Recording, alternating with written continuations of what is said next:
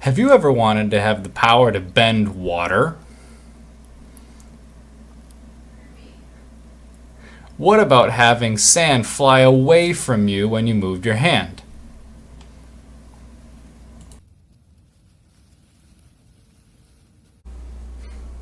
If that's the case, then pay attention, because I'm going to show you how this little irritation eventually becomes the thing that we have come to know and love as electricity. Before we can start talking about static electricity, we first have to understand the basics of the building block of matter, which we refer to as the atom. So atoms make up everything, whether we're dealing with the biggest couches or elephants or airplanes or you, they're all made up of the same basic building blocks called atoms. And atoms have three fundamental parts. We have protons, we have neutrons, and we have electrons. And all three of these parts need to work together in order for the matter that we have to actually exist. So basically the entire universe comes down to these three fundamental building blocks and a few other things that you won't get to until you start looking at quantum physics. But what you do need to know for electricity is that protons are what we consider, they have a positive charge. All right, they are positively charged. What that means doesn't really have a whole lot of a grasp for you right now, but just kind of hang on to that. Neutrons do not have a charge at all, and electrons have a negative charge.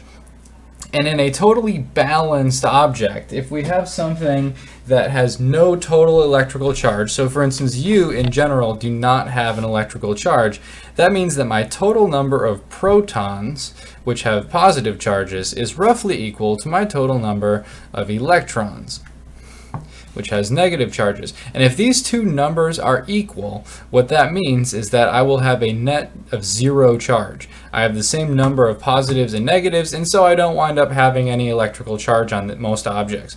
But if we want to start talking about static electricity, we need to start dealing with situations where that is not necessarily true. And so I want to bring up the instance of a balloon.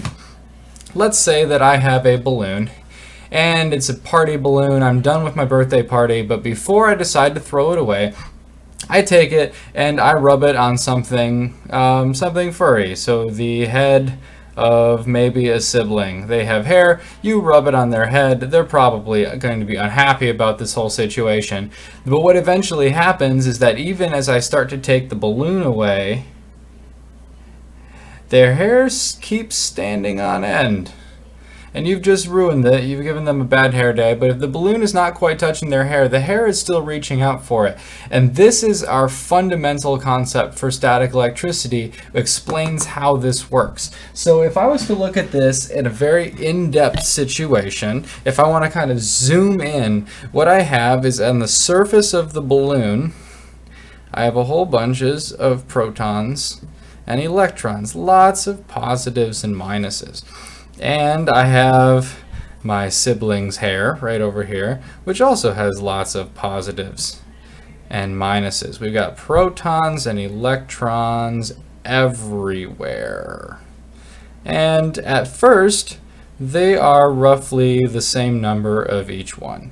So I have lots of protons and electrons just kind of floating around. But as I begin to rub the balloon on top of somebody's head, what happens is that these things start to rearrange, because when you start rubbing the balloon's atoms against the hair's atoms, is sometimes those electrons which exist on the outside of the atom, they get broken off and they start sticking to things they shouldn't. And so all of a sudden I have a whole bunch of electrons that are going to jump from the hair onto the balloon.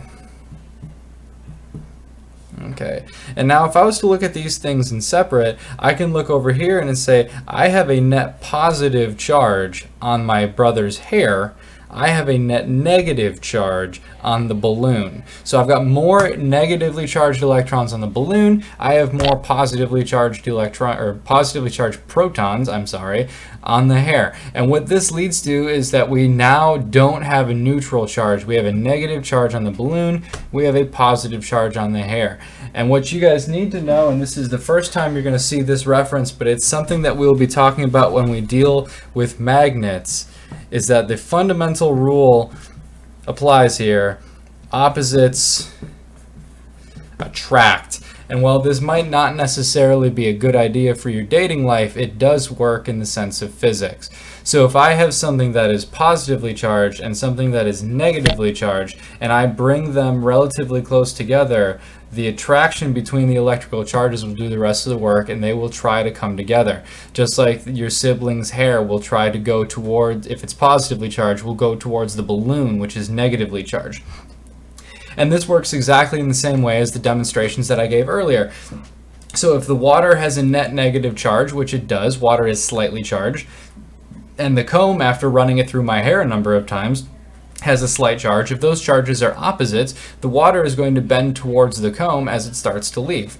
And the same thing with the sand. The sand and my hand wound up having similar charges, which brings us to our second kind of rule of the universe, which is that like charges repel. So if my hand and the sand have the same charge, if they are both negative, they're going to try to get as far away from each other as possible. They don't want to be next to each other. So if I have two like charges, they are going to repel. And once again, we'll see this in magnets when we start studying magnets. So those are our fundamentals for how static electricity starts to build. So we start to have more electrons on one thing than on the next thing. Now, nature doesn't like that. Nature wants balance.